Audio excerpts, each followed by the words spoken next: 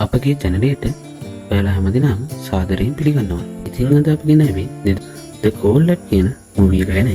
නුදුරු අනාගතයක game ගහන 8 දිනෙට අමුතු message එකක් එනවා. ඒ තමයි The Call Lab කියලා අලුත් ගේම් එකකට එන්න කියලා. ඒකේ තෑග්ග තමයි ඩොලර් ලක්ෂයක්. මෙයාලා නගරේ තියෙන ලොකුම ගොඩනැගිල්ලේ උඩටම යනවා. හැමෝම ආවට පස්සේ රොබෝ කටහඬකින් වගේ කියනවා හැමෝම සයින් ඉන් වෙන්න කියලා. ඊට පස්සේ යාළුගේ ඇඳුමුයි අතින් බඩුයි ඔක්කොම ලොකවල දාලා එයාලට දීපු මෝෂන් කැප්චර් ෂූට් අඳින්න කියනවා.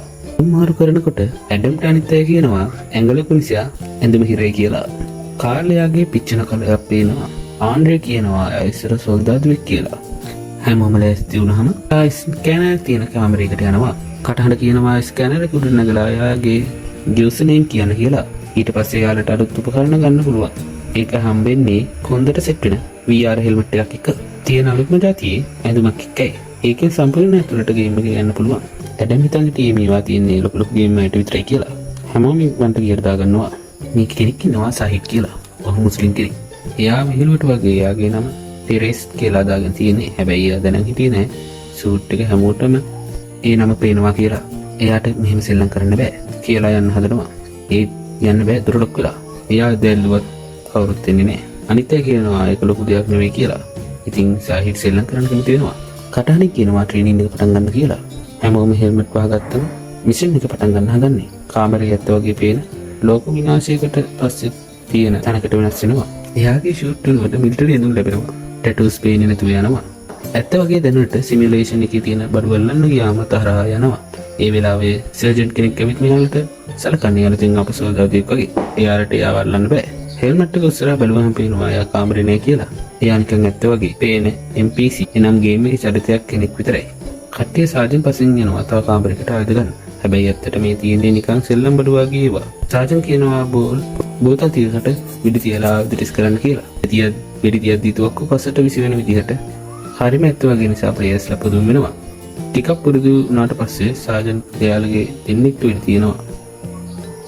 ඒකෙන් එයාලගේ විශ්ව නැති වෙලා යනවා. සාජන් පැහැදිලි කරනවා එකපාරක් වැදුනොත් ආරක්ෂා නැති වෙලා අනාරක්ෂිත වෙනවා කියලා.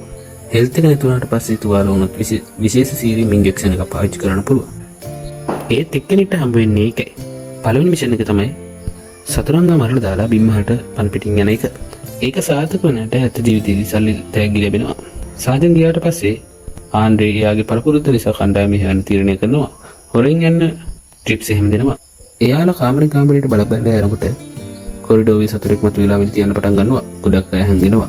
ඒත් ආන්ඩ්‍රේ හා වේගෙන් ගිහින් ඒ සතුරන්ව මරනවා. කටහඬක් කියනවා ලෙවල් 25 ඉවරයි කියලා. ඔක්කොම පොයින්ට්ස් ආන්ඩ්‍රේට කියලා. එයාලා මිනිහා අල්ලලා බලනවා. ඒකත් NPC එකක්. පඩිපෙළෙන් යන්න හදද්දී යාළුවා කිව්වා ලෙවල් එක ඉවර කරන්න නැතුව යන්න හදුව කරන්ට් එක වදිනවා. ගැජට් එකක් තියෙනවා කියලා. කට්ටිය ලෙවල් 24ට යනවා. එතන තව හොඳ ආයුධ තියෙනවා. ආන්ඩ්‍රේ ඒවා පාවිච්චි කරන්න හැටි කියලා දෙනවා. එයාලා ප්‍රධාන කාමරේ යනකොට මතුවෙන පළවෙනි සතුරන් මාකෝ මරනවා. මේ විශ්වාසය වැඩි වෙලා ප්ලේයර්ස්ලා හැංගි ගිහින් සතුරන් මරන්න පටන් ගන්නවා. ඇඩම් එක වෙඩිල්ලක්වත් තියන්නේ නැතුව ඔක්කොම ඉන්න ඉවර කර ගන්නවා. ඒ නිසා ආන්ඩ්‍රේ මැද්දට පැනලා සතුරන්ට වෙඩි තියනවා. සතුරන්ගේ තුවක්කු පාරකින් ආන්ඩ්‍රේට වෙඩිලා හෙල්ත් එක නැති වෙලා යනවා. ඒතරේ ටේලර්ට පැනික් ඇටැක් එකක් හැදෙනවා. ඇත්තටම ආරාධනාව හම්බෙලා තියෙන්නේ යාගේ යාළුවෙක්ට. එයාවේ නැති නිසා වෙනුවට තමයි මේ ගේම් එකට ඇත්ත වගේ ස්වභාවයක් එයාට දරා ගන්න බෑ. ෂෙලි එයාව සනසලා මේක නිකන් ගේම් එකක් විතරයි කියලා මතක් කරන්න හදනවා. ඒත් ෂෙලිට කෙනෙක්ට වෙඩි තියන්න උනා මෙයාටත් එක කරගන්න බෑ. කෙල්ල දෙන්නා ළඟට එන සතුරන්ව මරන්න හදන්නේ කාල්. හැබැයි පස්සේ කාල්ටත් වෙඩි වදිනවා. එයාගේ හෙල්ත් එකත් නැති වෙලා යනවා. කාල් යටත් වෙන හැදුව සතුරා ආයෙත් වෙඩි තියනවා. ඒ නිසා ෂෙලි එළියට දුවගෙන ගිහින් සතුරන්ව මරනවා. කාලුයි ෂෙලි දෙන්නම හෙල්මට් අරිනවා. ඇත්ත ජීවිතයේදී කාල්ට දරා ගන්න බැරි වේදනාවක් දෙනවා. එයාලා ආයෙත් ගේම් එකට යනවා. ආන්ඩ්‍රේ සීරම් කාට ඉන්ජෙක්ෂන් කරලා ඒ විරාමය සනීප කරනවා. හොඳටම බය වෙලා ඉන්න කාලා ආයෙත් හෙල්මට් එක කරලා ඇත්තටම මොම්ලි දානවා. කියනවා මේක ගේම් එකක් විතරක් වෙන්න බෑ කියලා. ඊට පස්සේ මුළු කට්ටියම හෙල්මට් එකලා පොඩි බ්‍රේක් එකක් ගන්නවා. ඇඩම් අලුත් ආයත හොයන අතරේ කාල් කියනවා එයාට ඇත්තටම ෂොක් එකක් වගේ දෙන්නවා කියලා. එයාලා හිතන්නේ මේක රියැලිටි ෂෝ එකක් කියලා. සාහිත් කලබල වෙලා සූට් එක ගලවන්න හදනවා. ඒත් ඒක ගලවන්න බෑ. මාකෝ හිතුනවා මේක ටෙස්ට් එකක් කියලා. ඒකට සාහිත් කියනවා මිලිටරි එකේ අත්දැක බැලීමක් වෙනුවෙන් පුළුවන් කියලා. මාකෝ ඒකට එකතු වෙලා එහෙනම් ආන්ඩ්‍රේ යාලා තමයි යාළුගේ ඇතුළේ ඉන්න කෙනා වෙන්න ඕන කියලා. ඒකේ රණ්ඩුවක් පටන් ගන්න තත්ත්වය රුසුම් වෙනවා. ආන්ඩ්‍රේ හිත හදාගෙන බාත් රූම් එකට යනවා. ප්ලේයර්ස්ලා දන්නේ මේ ගේම් එක තාම යනවා කියලා. එයාලා මරපු සතුරන් ආයෙ පණ ඇවිත් කියලා. ඒ සතුරෙත් ආන්ඩ්‍රියෝ බාත්රූම් එකේදී කොටු කරනවා. එයාට වෙඩි වදින්න කලින් යන්තම් හෙල්මට් එක වහගන්න විතරයි පුළුවන් වෙන්නේ. එයාට සීරම් එක ගහන්න ඕන වුණත් එයා ඊට කලින් පාවිච්චි කරලා ඉවරයි. අනිත් අයට සද්ද ඇහිලා එයාලත් හෙල්මට් එක වහගන්නවා. ඒත් එක්කම ඉන්ද්‍රහන්ට වෙඩි වැදුනවා. කට්ටිය දුවලා ගිහින් හැංගෙනවා. ටේලර් පඩිපෙරින් යන්න හදනවා. ඒත් ලෙවල් එක ඉවර නැති නිසා එයාට යන්න බෑ. ටිකකින් සතුරන් වෙඩි තියන්න පටන් ගන්නවා. කණ්ඩායම පුරවම විදිහට ආරක්ෂා වෙනවා.